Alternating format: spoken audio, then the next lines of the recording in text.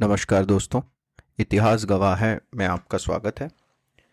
आज का episode is focused on this discussion on nationalism, क्योंकि अब इस एपिसोड में हम उस फेज में ट्रांजिशन कर रहे हैं where there is a response to the kind of oppression and exploitation that was happening under British East India Company in the beginning, and then through British government by direct control and instructions and policy making from the government. And to that, we already have discussed a part of it, a little bit of it rather, like in terms of farmer revolts that happened throughout the country. Then some of the early moderate nationalists like Dadabhai Naoroji, R.C. Dutt, who basically started criticizing the impact of government policy making. So already there are some examples that we have already discussed, but today we go deeper into understanding what is the idea of nationalism that we know of today. जो बहुत ज़्यादा common idea है, एक notion है, वो क्या है वो नेशनलिज्म, और उस कारण से like how is it different from like how is that nationalism, where is that nationalism inspired from, and how did India, like what was the process through which India had to go through and is still going to ascertain its national identity. देखिए, हमको ये बात समझनी बहुत ज़रूरी है कि एक समय पर at least when the British were ruling India, that we were at that time divided into smaller regions, and we took time to completely go through that process of evolving the national identity. और मुझे लगता है वो process अभी भी चल रहा है. वो प्रोसेस जो स्टार्ट हुआ था as a response to colonialism, वो प्रोसेस पोस्ट इंडिपेंडेंस अभी भी चल रहा है. We are still, and I will discuss some examples of it, but we are still figuring out what is an India. एक भारतीय होने के नाते नेशनलिज्म का क्या डेफिनेशन है हमारे लिए, ये हम अभी भी फिगर आउट कर रहे हैं. तो आज हम उस कॉन्सेप्ट के बारे में बात करेंगे कि what is nationalism for us in this episode. But before we start going deeper into it, मैं आप लोगों को सबको बहुत धन्यवाद देना चाहूँगा, because this podcast is has already like just crossed 500 downloads, and I have received numerous encouraging and kind messages from diverse, like people from diverse set of professions, with like such as teachers, students, doctors, people in finance industry, product management. तो बहुत अच्छा लग रहा है मुझे भी ये इस तरीके का एक फीडबैक सुन के. और ऐसे ही please keep reaching out, please keep telling me which like what are you liking about this series and these podcasts. However, like without taking too much credit for it, I think I would dedicate like this series and this podcast and the inspiration to do this to Shri Manikant Singh sir, जो एक history teacher हैं. और उन्हीं के lecture सुन के I got this courage and energy to create these podcast. Sir खुद पिछले 30 सालों से यूपीएससी एवं स्टेट पीएससी के लिए he is preparing aspirants through his coaching, through his daily teaching. And मैं आप लोगों को बहुत एनकरेज करूँगा कि आप उनके लेक्चर सुने. I think one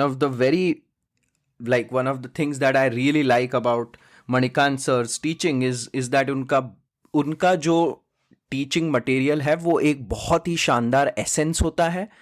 it is superbly researched और बहुत अच्छे नुआंसेस में और डिफरेंट कॉन्सेप्ट्स को बहुत अच्छे से जोड़ के बहुत शानदार तरीके से डिलीवर करते हैं sir.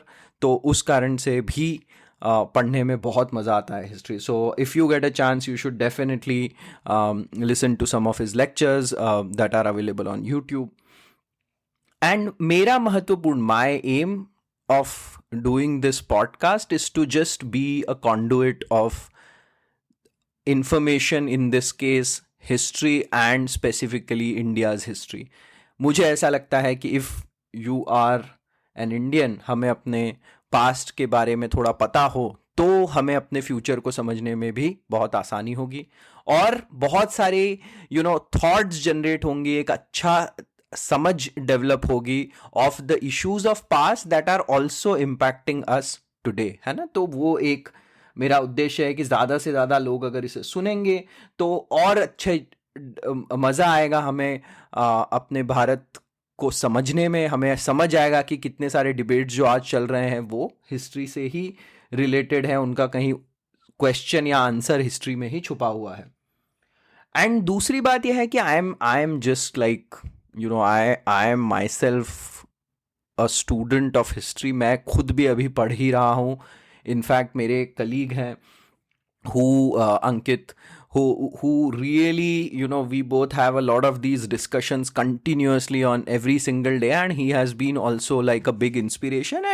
And the idea is that, I am not an expert, I am also learning, so there is always more to know even at any given stage. So मेरी तो ये बहुत ही शुरुआत है. तो that is the idea of learning history, that I can learn and I can spread it to people who are interested. So thank you for the support once again. Now let's start for today, and what we will begin with is just like a quick recap on what has happened in this series until now, है ना. वो recap करेंगे तो थोड़ा nationalism को समझने में और आसानी होगी. तो सबसे पहले, as we discuss, European companies आई. They only wanted to trade with us, but then there was, as we know, that economic factor of balance of payments, कि बहुत सारा एक्सपोर्ट हो रहा था इंडिया से और इम्पोर्ट कुछ करता नहीं था इंडिया, तो बहुत गोल्ड और सिल्वर लाके देना होता था. And that is when these companies who came as trading companies started aspiring for political power in India, because they realized that if they will get political power, they can then control the revenue system and, pay for all the goods they were taking away from here.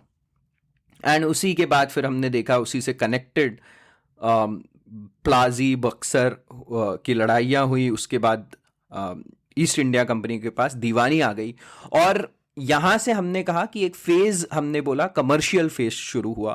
और commercial phase में दो गोल था, वो ये था कि ज़्यादा से ज़्यादा कम दामों पर मटेरियल यहाँ से ले जाना है और यूरोप और दूसरी कंट्रीज़ में जाकर बेच देना है. तो सब कुछ फिर हमने देखा उसी हिसाब से किया गया. एडमिनिस्ट्रेटिव चेंजेस, इकोनॉमिक चेंजेस, मतलब land revenue system. Social cultural पे उस टाइम इतना इस फेज में ध्यान नहीं दिया गया, बिकॉज इंटरफेयर नहीं करना चाहते थे.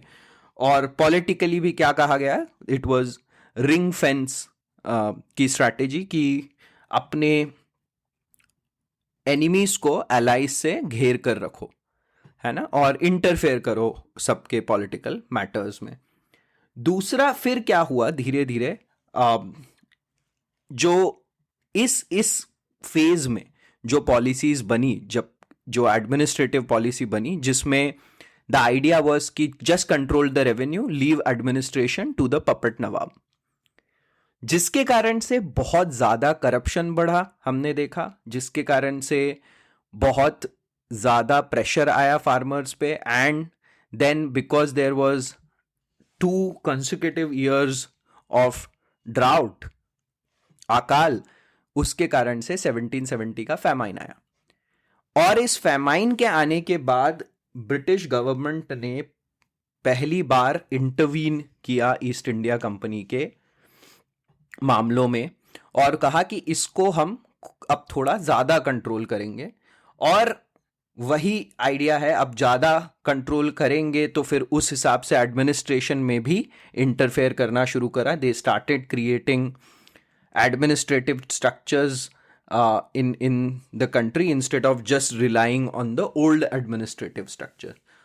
और 1792 के चार्टर में for the first time the monopoly of the company was put in question, है ना, कि भाई मोनोपोली खत्म करो इनकी. And this is also because अब इंडस्ट्रियल रेवोल्यूशन जोर पकड़ रहा है और वहां के इंडस्ट्रियलिस्ट क्वेश्चन कर रहे हैं कि भाई इंडिया जैसी बड़ी मार्केट को हमारे लिए क्यों नहीं ओपन करते, why is there a monopoly. और इसी कारण से फिर 1813 में मोनोपोली कंप्लीटली खत्म हो जाती है. And that is the time when we enter the industrial phase of colonization, जिसमें सब कुछ, ड्रेन ऑफ वेल्थ, हमारा deindustrialization, rural poverty, rural debt, सब में बहुत बढ़ बढ़ के इंक्रीज होना शुरू होता है. And there is a lot of change at a social level. इसमें एक सबसे बड़ा चेंज ये रहता है कि अब इंग्लिश एजुकेशन को यहां पर इंट्रोड्यूस किया जाता है. So all of this is happening and then finally we enter the third phase which happens right after. और हर ये phases ऐसे बने हुए नहीं है, ये मतलब हमने डिवाइड किए हैं. ये जैसा कि मैंने बताया था, सर के पढ़ाने के तरीके में ये काफ़ी अच्छा एक फ्रेमवर्क है. तो उसमें जो थर्ड फेज है वो होता है हमारे 1857 के रिवॉल्ट के बाद, वेयर द क्राउन रियलाइजेस कि now India is too precious to be lost, और इसलिए अब इस पे इनडायरेक्ट कंट्रोल और यूनिफिकेशन होगा. और वहां पर फिर इनडायरेक्ट कंट्रोल की पॉलिसी, जहां पर थोड़ा लिप सर्विस पे करना, थोड़ा पैसिफाई करना फार्मर्स को, मतलब उनको थोड़ा संभाल के रखना, उनको थोड़े से मतलब कमीशंस बनाना, कुछ नई कमिटीज बनाना, तो लगे कि है ना कि उनका खुद का उनकी कोई सुन रहा है. इस तरीके के काम किए गए. और drain of wealth home charges के फॉर्म में अभी भी हो ही रहा था. नाउ यहां पर ही आकर, जैसा मैंने कहा, इस फेज में आकर अब एक नेशनलिस्ट रिस्पॉन्स का पहली बार हम देखते हैं. We start seeing different examples of it, है ना. तो यहां पर ही एक और जो एक this is the exact moment जहां पर इंडिया में हिस्ट्री के डिबेट्स अब थोड़े शार्प हो जाएंगे, तीक्ष्ण जिसे कहते हैं ना. बहुत जैसे बहुत डिवाइडेड होंगे यहाँ पे, बहुत आपको पोलराइजिंग कैरेक्टर्स मिलेंगे. इसी पूरे नेशनलिस्ट मूवमेंट जो अब हम यहाँ से पढ़ेंगे, इसी के अंदर हमको पढ़ने के लिए मिलेंगे. जैसे गांधी जी हुए, काफ़ी मतलब उनको लेकर भी काफ़ी बहुत अलग अलग पार्ट्स में विवाद हैं, कुछ उनके डिसीजंस को लेकर, कुछ उनके, तो उनका भी क्रिटिसिज्म है. फिर B.R. अम्बेडकर हैं, सुभाष चंद्र बोस हैं, V.D. सावरकर हैं. ये ऐसे रीजनल और नेशनल ऐसे फिगर्स हैं जिनको लेके बहुत पोलराइजिंग ओपिनियंस हमको कहीं कहीं आज भी सुनने को मिलते हैं. So all of these were in some way part of this same movement that took place.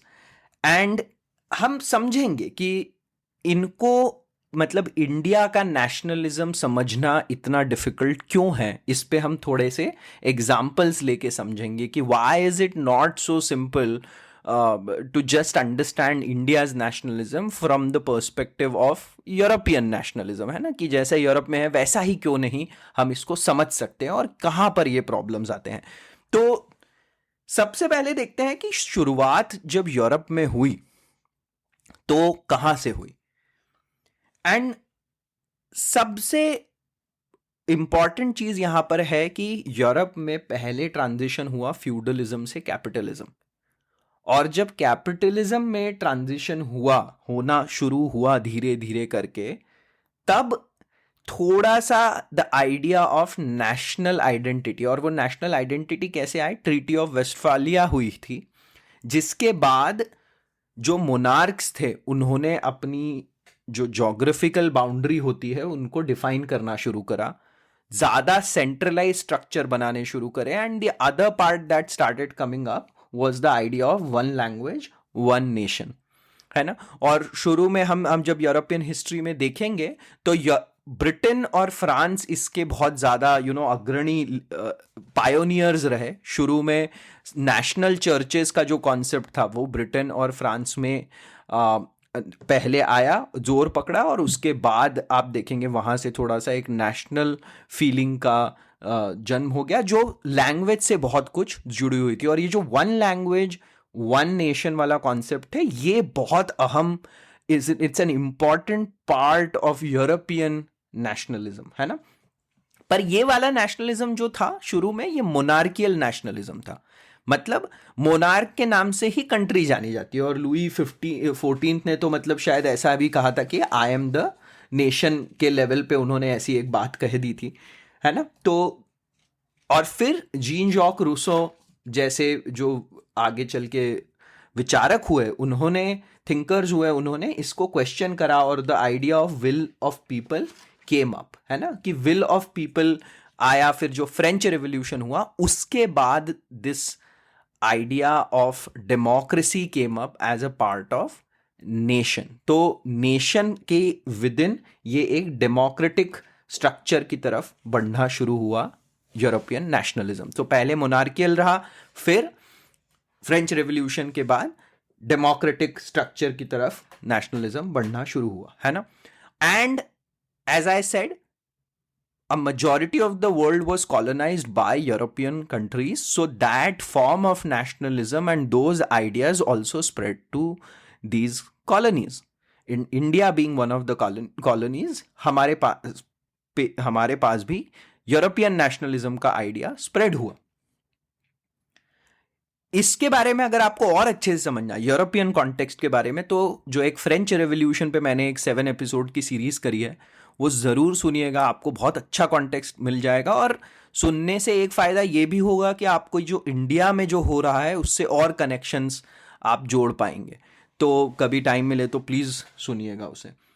अब हमारे इंडिया में जो रिस्पॉन्स आया, नेशनलिस्ट रिस्पॉन्स, उसमें एक प्रोटो नेशनलिस्ट रिस्पॉन्स है, विच इज बेसिकली ऑपरेशन इस लेवल पे। और जैसे हमने समझा कि लोएस्ट लेवल पे सबसे ज्यादा ऑपरेस थे लोग, राइट, कि फार्मर्स सबसे ज्यादा ऑपरेस्ड हैं, ट्राइबल्स आर एक्सट्रीमली ऑपरेस्ड।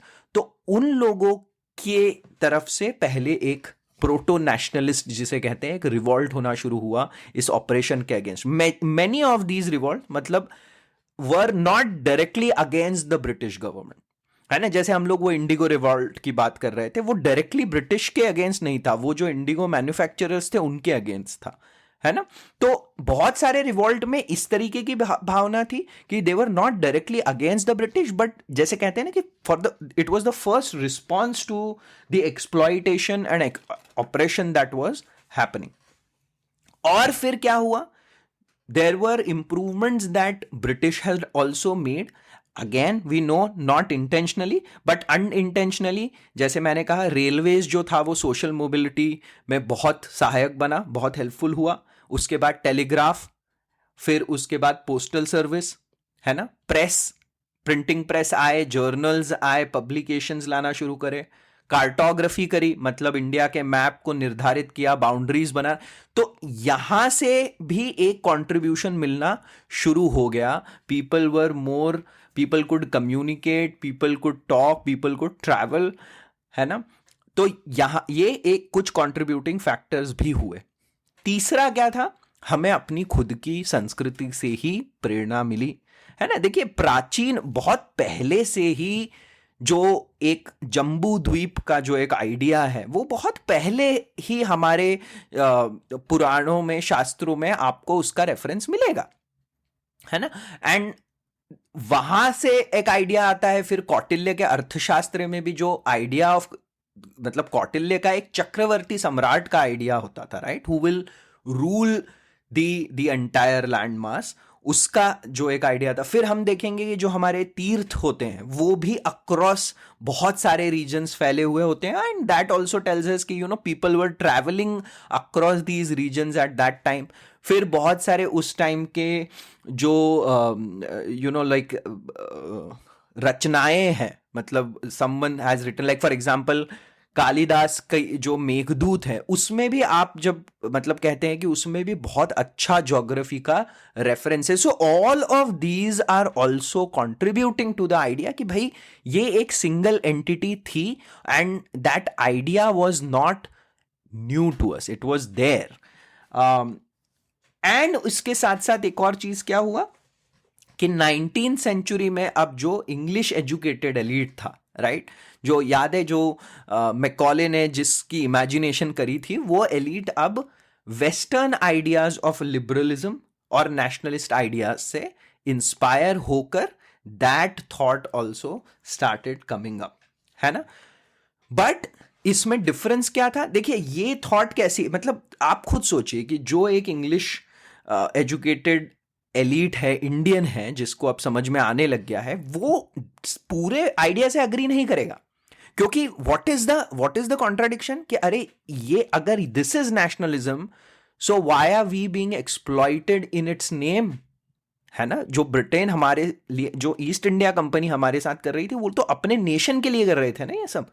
तो इसलिए from there we can understand कि our idea of nationalism is not exactly as or similar like same as European nationalism. ये बात हमको बहुत ज़्यादा अच्छे से समझने की ज़रूरत है, क्योंकि यहीं से ही हमको हमारे आइडेंटिटी, जो हमारी नेशनल आइडेंटिटी है, उसको असर्टन कि मैं कौन हूँ एज अ भारतीय, ये समझने में, ये समझना बहुत ज़रूरी है कि we are although inspired by European nationalism are not similar to European nationalism, है ना. आज मुझे लगता है कि हम जो है अभी भी, मैंने जो शुरू में कहा, हम अभी भी एक एवोल्यूशन के फेज में, हम अभी भी वो डेफिनेशन को इवॉल्व कर रहे हैं, है ना. तो ये डेफिनेशन पहले कैसे स्टार्ट हुई?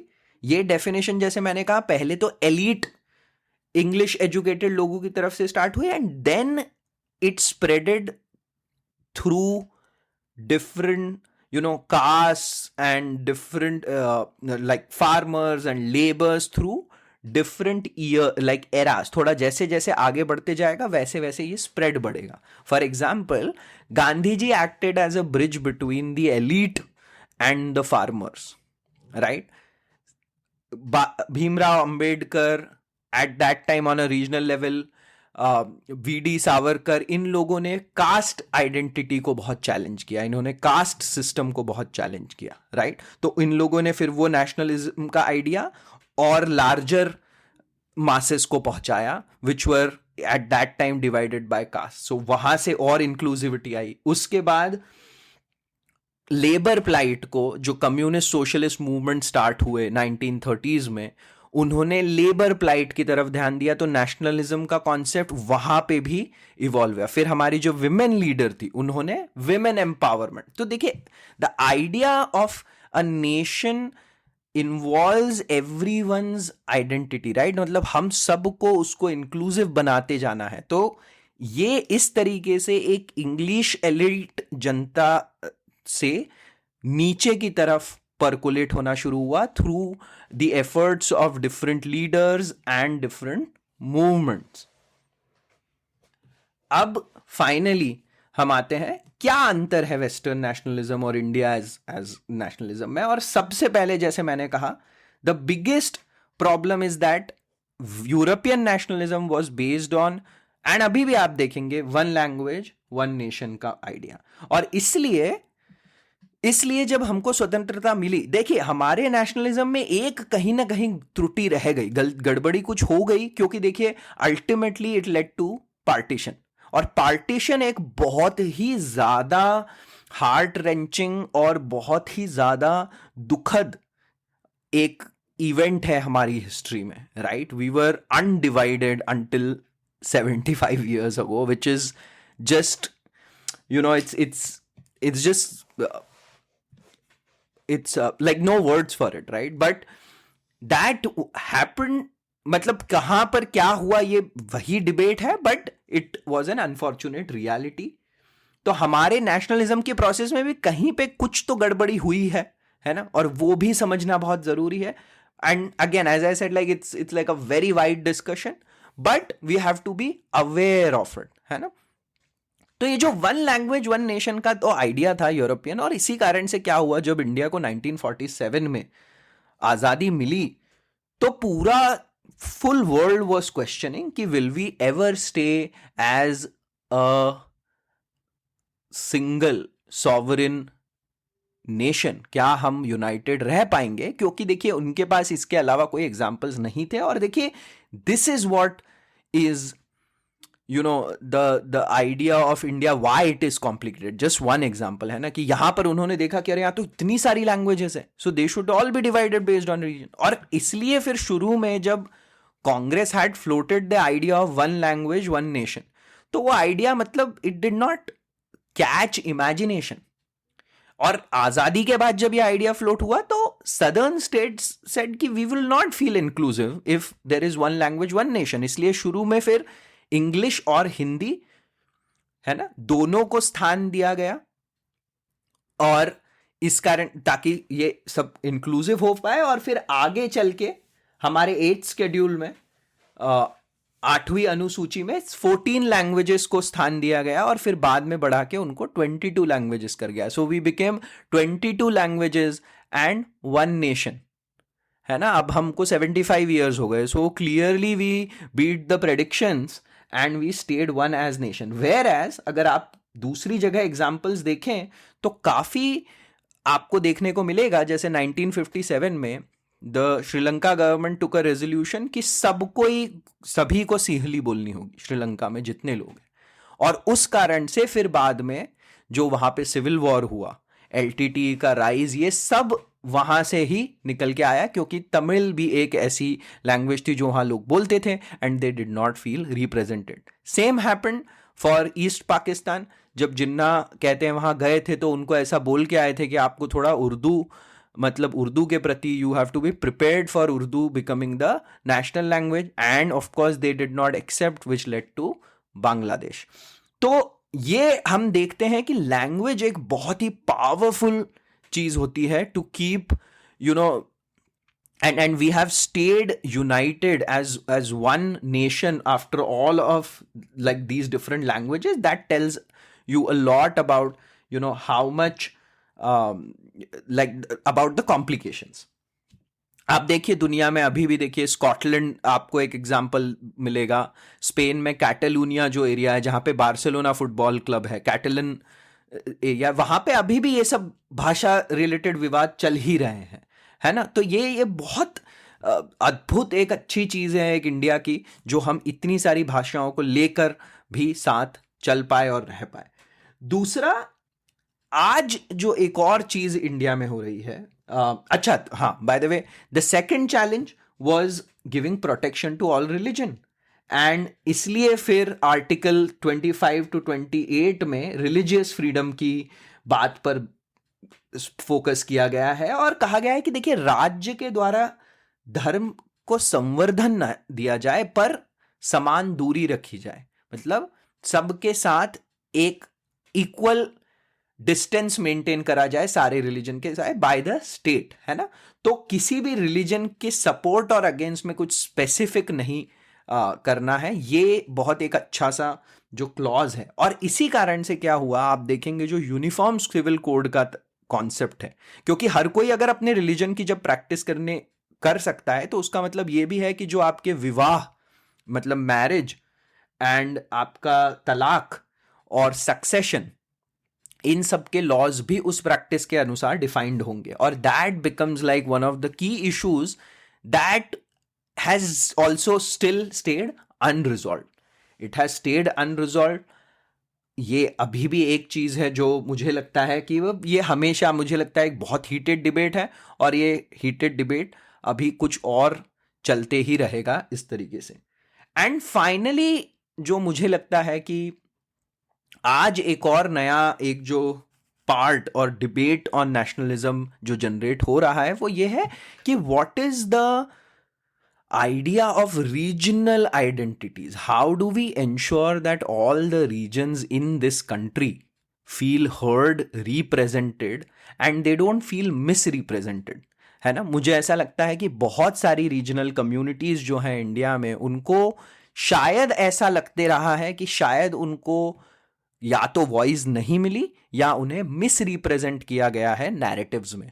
और आज इंडिया में मुझे लगता है we are going through a phase where strong voices supporting these regional identities, regional stories, regional leaders are coming up and are becoming a part of your normal and general debates. तो ये बहुत ही अच्छी बात है। मुझे ऐसा लगता है कि हमें, मैं अपने आप को समझता हूं कि हमें हमेशा इस स्टेट में रहना चाहिए कि हम जो नॉट सो इजी इश्यूज हो हमारे हिस्ट्री में एम्बेडेड या हमारी हिस्ट्री से रिलेटेड, उनको हम डिस्कस कर पाएं। मुझे हमेशा ये लगता है कि खूब जम के डिस्कस करना चाहिए, खूब डिबेट करना चाहिए, शायद इमोशनल भी हो जाए उन डिबेट्स में, but ultimately we should sit together on the same table and eat together, right? क्योंकि मतलब कहने का मतलब है कि हमारे मतभेद हो सकते हैं, we can have difference of opinions, but let's ensure that they don't become the difference of hearts, है ना? मनभेद नहीं होना चाहिए।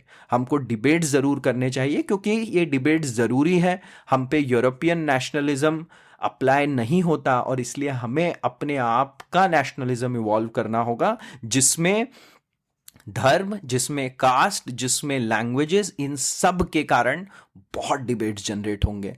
और इसीलिए मुझे लगता है कि the idea of India and Indian nationalism इसीलिए ही इतना कॉम्प्लिकेटेड है, इसीलिए ही हमारे leaders they divide opinion so much, इसलिए इतनी कंट्रोवर्सीज होती हैं। और they are part of being a part, like of being of they are a part of who we are as Indians, and those we have to embrace those conversation and debates, and yet strive to stay together always as we have stayed for 75 years after independence. यहीं पर आज मैं अपना episode समाप्त करता हूँ। मुझे पता है थोड़ा सा लंबा हो गया है, उसके लिए क्षमा चाहता हूँ। Thank you for listening and जय हिंद।